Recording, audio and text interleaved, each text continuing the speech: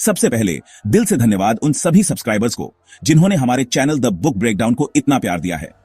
आप लोगों के सपोर्ट से ही हम हर हफ्ते जिंदगी बदलने वाली किताबों को आपके लिए लेकर आते हैं। आज हम जिस किताब की बात करने जा रहे हैं उसका नाम है ईगो इज द एनिमी, जिसे लिखा है रायन हॉलिडे ने। यह किताब आपकी सोच को झकझोर देगी। यह सिर्फ एक किताब नहीं है, यह एक आईना है जिसमें आप खुद को, अपने अंदर के घमंड को और उस चुपचाप बढ़ते अहंकार को साफ देख पाएंगे जो आपकी तरक्की की सबसे बड़ी रुकावट है। कितनी बार ऐसा हुआ है कि हमें टैलेंट था, मेहनत भी की, पर रिजल्ट नहीं आया। वजह सिर्फ एक होती है, ईगो। रायन हॉलिडे बताते हैं कि कैसे ईगो आपके करियर, रिश्ते और जिंदगी में आपके सबसे बड़े दुश्मन की तरह काम करता है, वो भी चुपचाप, बिना आपको महसूस कराए। अगर आप कुछ बड़ा करना चाहते हैं, एक बिजनेस, एक सपना या एक विरासत बनानी है, तो सबसे पहले आपको अपने ईगो से लड़ना पड़ेगा। इस वीडियो के बाद आप जानेंगे कि विनम्रता कैसे असली ताकत बन सकती है। आप सीखेंगे कि कैसे ईगो को हराकर खुद को सच्चे लीडर और बेहतर इंसान में बदला जा सकता है। तो चलिए शुरू करते हैं रायन हॉलिडे की जबरदस्त किताब ईगो इज द एनिमी के साथ। Part 1, Aspire chapter 1, the canvas strategy. अपने लिए नहीं, दूसरों के लिए रास्ता बनाओ। कल्पना कीजिए, आप एक बड़ी इमारत बनाना चाहते हैं, लेकिन शुरुआत में आपको सिर्फ ईंटें उठाने का काम मिलता है। आपको लगता है, मैं तो इससे बहुत ऊपर हूं, मुझे तो कुछ बड़ा करना चाहिए। लेकिन रायन हॉलिडे कहते हैं, अगर आप सच में कुछ बड़ा बनना चाहते हैं तो शुरुआत दूसरों की मदद से ही करनी होगी। कैनवस स्ट्रैटेजी का मतलब है दूसरों के लिए रास्ता बनाओ, उन्हें चमकने दो, उनके काम को आसान बनाओ। धीरे धीरे आप खुद वो इंसान बन जाओगे जिसके लिए सब रास्ता बनाते हैं। यहां ईगो कहता है, मैं क्यों झुकूं? लेकिन महान बनने का रास्ता वहीं से शुरू होता है जहां आप झुकना सीखते हैं। Chapter 2, talk talk talk. बोलने से नहीं, करने से पहचान बनती है। बहुत लोग अपने सपनों की बात करते हैं, मैं एक दिन बड़ा बिजनेसमैन बनूंगा, मैं ये करूंगा, वो करूंगा। लेकिन रायन बताते हैं कि ये सिर्फ ईगो की आवाज है। असली खिलाड़ी काम करता है, शोर नहीं। जब आप बिना कुछ किए बहुत बोलते हैं तो आपका दिमाग उसे असली समझ बैठता है, जैसे काम हो गया। लेकिन वो सिर्फ एक भ्रम है। ईगो आपको उसी भ्रम में फंसाता है। कम बोलो, ज्यादा करो, यही इस चैप्टर का असली मंत्र है। चैप्टर 3, टू बी और टू डू। कुछ बनना है या कुछ करना है। एक बड़ा सवाल, क्या आप मशहूर होना चाहते हैं या सच में कुछ बदलना? बहुत से लोग IAS, डॉक्टर या CEO इसलिए बनना चाहते हैं ताकि उन्हें रुतबा मिले, नाम मिले। लेकिन कुछ लोग वही काम इसीलिए करते हैं ताकि वे दुनिया को बेहतर बना सकें। ईगो हमें बनने की चाह में फंसा देता है, लेकिन सफलता उन्हीं को मिलती है जो करने पर फोकस करते हैं। यह चैप्टर एक गहरी नजर देता है हमारे इरादों पर। आप क्यों कर रहे हैं जो कर रहे हैं? Chapter 4, become a student. हमेशा एक विद्यार्थी बने रहो। ईगो कहता है, मुझे सब आता है। लेकिन महान लोग कहते हैं, मुझे सीखना है। अलेक्जेंडर द ग्रेट जब भी किसी देश को जीतता था, वहां के सबसे बड़े गुरुओं से सीखता था। क्यों? क्योंकि वो जानता था कि ज्ञान ही असली ताकत है। अगर आप सोचते हैं कि आपको सब आता है तो आप सीखना बंद कर देते हैं, और यहीं से गिरावट शुरू होती है। रायन कहते हैं, हमेशा एक विद्यार्थी बनकर जियो। ईगो को दरवाजे पर छोड़कर अंदर आओ। Chapter 5, don't be passionate. अंधी जुनून से सावधान। ये सुनकर थोड़ा अजीब लगेगा, लेकिन रायन बताते हैं कि जुनून, पैशन अगर कंट्रोल में ना हो तो ये ईगो का ही रूप होता है। जब आप किसी चीज के लिए इतने पागल हो जाते हैं कि आप सोचते नहीं, बस भागते हैं, तब आप गलतियां करते हैं। आप अपनी सीमाएं नहीं देखते, आप सुनना बंद कर देते हैं। विजन, मेहनत और सब्र पैशन से ज्यादा जरूरी है। पैशन आपको तेजी से ऊपर ले जा सकता है, लेकिन अगर ईगो शामिल हो गया तो उतनी ही तेजी से गिरा भी सकता है। Chapter 6, follow the canvas strategy और गहराई से समझो। यह कला रायन दोबारा इस बात पर जोर देते हैं कि आप दूसरों के लिए वैल्यू क्रिएट करें। जब आप किसी के लिए ग्राउंड तैयार करते हो, उन्हें आगे बढ़ने का मौका देते हो, आप खुद वो इंसान बनते जा रहे होते हो जिसे एक दिन लोग फॉलो करते हैं। इस स्ट्रैटेजी में ईगो के लिए कोई जगह नहीं है। यह स्ट्रैटेजी ह्यूमिलिटी, पेशेंस और लॉन्ग टर्म विजन सिखाती है। आपको याद रखना है, शुरुआत में आप एक कैनवस तैयार करने वाले बनो, बाद में वही कैनवस आपकी पहचान बनेगा। Chapter 7, restrain yourself. अपने आप को थामना सीखो। हम सब में वो अर्ज होता है, कुछ बोल देने का, जवाब देने का, दिखा देने का। लेकिन रायन कहते हैं, सेल्फ रिस्ट्रेंट ही असली ताकत है। आपने देखा होगा, कुछ लोग हर मौके पर खुद को बीच में लाना चाहते हैं। उनका ईगो कहता है, तू शाइन कर, तू बोल। लेकिन सच्चे लीडर जानते हैं कि कब चुप रहना है, कब पीछे हटना है। ईगो आपको तुच्छ लड़ाइयों में फंसाता है, लेकिन रेस्ट्रेंट आपको बड़ी जीत की तरफ ले जाता है। Chapter 8, get out of your own head. अपने मन का शोर बंद करो। ईगो अक्सर हमारे दिमाग में एक फेक दुनिया बना देता है। मैं ये हूं, मैं ऐसा हूं, सब मुझे देख रहे हैं। लेकिन असलियत यह है कि हम अपने ही दिमाग में उलझ जाते हैं। रायन बताते हैं, यह जरूरी है कि आप खुद से बाहर निकलें, असली दुनिया में जाएं, जमीन से जुड़े, अपने काम पर फोकस करें, ना कि उस पर लोग क्या सोचेंगे। यह चैप्टर आपको सिखाता है कि सेल्फ अवेयरनेस और ग्राउंडेड रहना कैसे ईगो को काबू में करता है। Chapter 9, the danger of early pride. जल्दी घमंड करना सबसे बड़ा जाल है। मान लीजिए आपको एक छोटी जीत मिल गई, पहला क्लाइंट, पहला वायरल वीडियो, पहली सैलरी। ईगो फौरन कहता है, देखा तू सबसे बेस्ट है। लेकिन यही अर्ली प्राइड सबसे खतरनाक होता है, क्योंकि आप सोचते हैं कि अब आपको सब आ गया है। आप रुक जाते हैं, सीखना छोड़ देते हैं। रायन बताते हैं, हर छोटी जीत को ह्यूमिलिटी से स्वीकार करें। यह सिर्फ एक पड़ाव है, मंजिल नहीं। घमंड में बहकर आप सब खो सकते हैं। Chapter 10, work work work. सिर्फ काम ही असली जवाब है। बहुत लोग शॉर्टकट्स ढूंढते हैं, कुछ लोग सिर्फ सोचते हैं, कुछ सिर्फ बोलते हैं। लेकिन रायन कहते हैं, सिर्फ एक चीज है जो ईगो को मात देती है, काम। जब आप काम में डूब जाते हैं तो ईगो खुद ब खुद चुप हो जाता है। आपको वैलिडेशन की जरूरत नहीं रहती। आप इंप्रेस करने के लिए काम नहीं करते, आप सिर्फ एक्सीलेंस के लिए काम करते हैं। यह चैप्टर याद दिलाता है, consistency is greater than charisma. Chapter 11, for everything that comes next, ego is the enemy. असली लड़ाई अभी शुरू हुई है। यह अंतिम अध्याय पार्ट 1 का सार है। एक चेतावनी।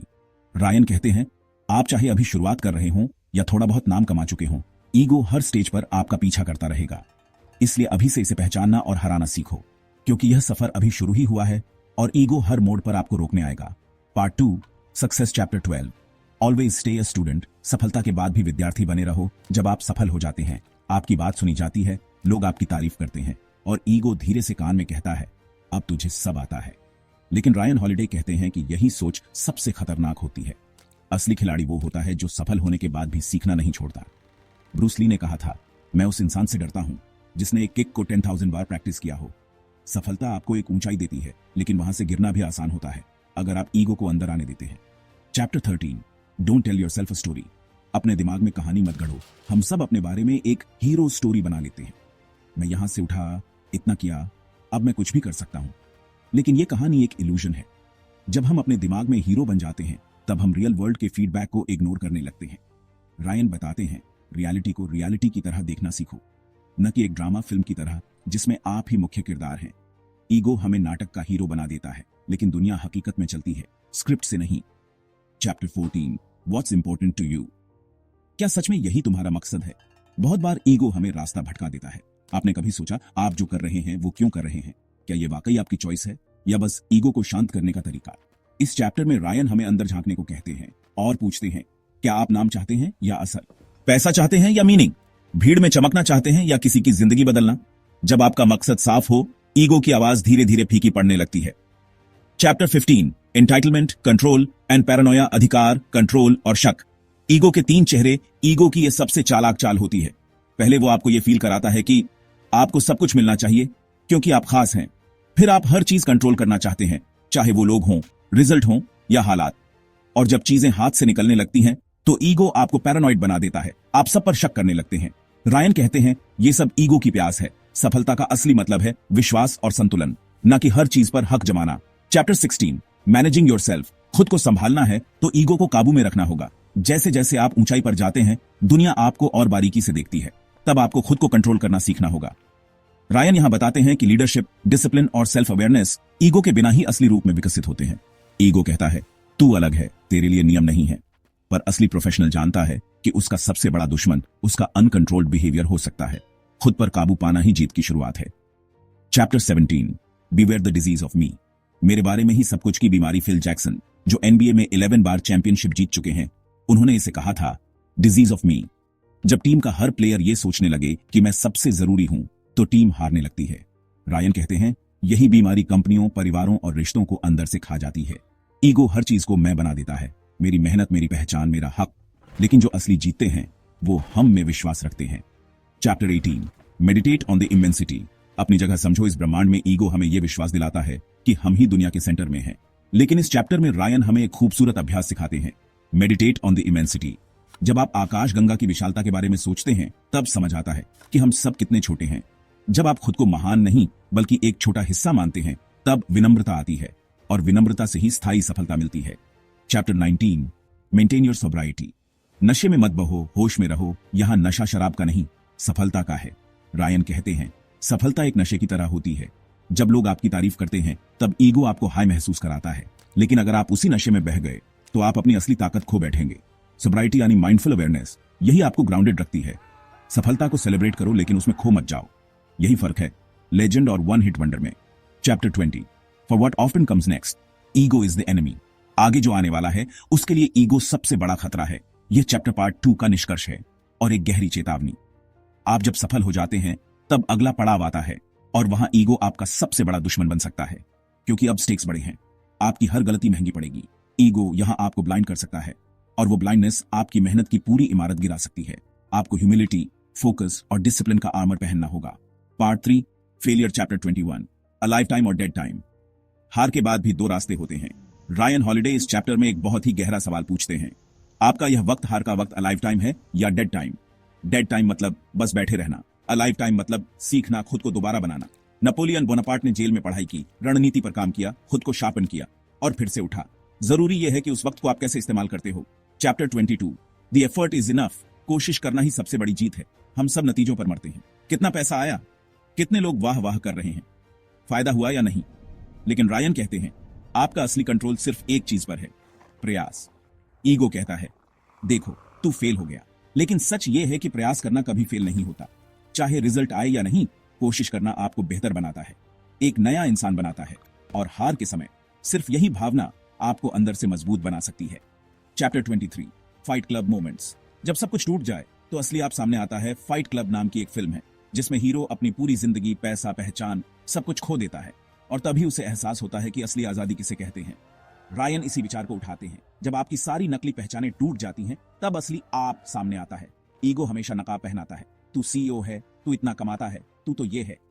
लेकिन जब वो सब छिन जाता है तब आप अपनी रूह से मिलते हैं। ये चैप्टर हमें बताता है कि हारना एक मौका है खुद को दोबारा पहचानने का।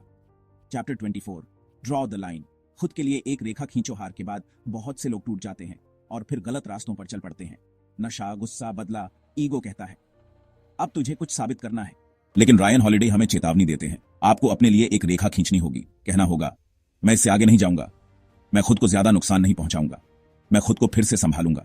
ईगो आपको अंधेरे में खींचता है, लेकिन ये लाइन, एक सीमा, एक वादा आपको बचा सकती है। Chapter 25, maintain your own score card. दूसरों के नहीं, अपने नियमों से जीत तय करो। इस चैप्टर में रायन बताते हैं कि सफलता या असफलता का असली पैमाना सिर्फ आप तय कर सकते हैं। ईगो कहता है देखो वो आगे निकल गया, उसका घर बड़ा है, गाड़ी महंगी है। लेकिन जिंदगी कोई रेस नहीं है, हर इंसान का ट्रैक अलग है। आपको खुद से पूछना है क्या मैंने ईमानदारी से मेहनत की, क्या मैं कल से बेहतर इंसान बना हूं? अगर जवाब हां है तो आप जीते। ईगो आपको दूसरों से कंपेयर कराकर दुखी करता है, लेकिन आप जब अपना स्कोर कार्ड खुद बनाते हैं तो शांति मिलती है। Chapter 26, always love.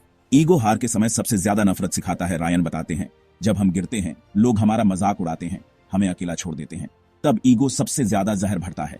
अब किसी पर भरोसा मत करो, तू बदला ले, तू किसी को मत छोड़। लेकिन यही समय होता है जब आपको प्यार चुनना है। मार्टिन लूथर किंग जूनियर कहते थे hate can not drive out hate, only love can. आप जितना ज्यादा प्यार दिखाते हो अपने दुश्मनों, हालातों, यहां तक कि खुद से भी, उतना ही तेज आप हीलिंग करते हो। ईगो आपको अंदर से सड़ा देता है, लेकिन लव आपको फिर से जीवित कर सकता है। Chapter 27, for everything that comes next, ego is the enemy. और जो कुछ भी आगे आने वाला है वहां भी ईगो दुश्मन ही रहेगा। यह अंतिम अध्याय हमें एक बार फिर याद दिलाता है ईगो कभी हार नहीं मानता। चाहे आप शुरुआत में हो, सफलता के शिखर पर हो या किसी गहरी हार में, ईगो हमेशा एक नया चेहरा लेकर वापस आता है। कभी आपको खास महसूस कराता है, कभी आपको हीन भावना देता है, कभी आपको क्रोधित करता है, कभी आपको तोड़ता है और कभी आपको झूठी ताकत देता है। रायन कहते हैं हर स्टेज पर, हर मोड़ पर ईगो आपका इम्तिहान लेता रहेगा। आपको हर बार उसे हराना होगा। ईगो इज द एनिमी कोई आम सेल्फ हेल्प किताब नहीं है, यह एक आत्मा को झकझोर देने वाला आईना है। रायन हॉलिडे ने हमें हर उस पड़ाव पर ले जाकर दिखाया जहां ईगो हमारे रास्ते का सबसे बड़ा रोड़ा बन जाता है। जब हम कुछ बनने का सपना देखते हैं, ईगो कहता है तू सबसे खास है। जब हम सफल हो जाते हैं, ईगो चुपचाप हमें खुद में खोने लगता है। और जब हम गिरते हैं, टूटते हैं, ईगो हमें और नीचे खींचता है। लेकिन इस किताब ने हमें हर स्टेज पर एक रास्ता दिखाया, विनम्रता, सीखने की भूख और खुद की असली पहचान को पकड़ कर रखना। अगर आप सच में कुछ बड़ा करना चाहते हैं, न सिर्फ करियर में बल्कि जिंदगी में, तो आपको सबसे पहले खुद से लड़ना होगा। आपके अंदर का वो अहंकार जो कहता है मुझे सब आता है, मैं सबसे बेहतर हूं, मैं कभी नहीं हार सकता, उसी को शांत करना होगा। क्योंकि असली ताकत उस इंसान में होती है जो खुद को पहचानता है, खुद पर हंस सकता है और हर दिन थोड़ा बेहतर बनना चाहता है। अगर आपको ये वीडियो पसंद आया हो तो लाइक जरूर करें, कमेंट में अपनी सबसे बड़ी सीख बताएं और अगर आप ऐसे ही जिंदगी बदलने वाले वीडियो चाहते हैं तो द बुक ब्रेकडाउन को सब्सक्राइब करना ना भूलें।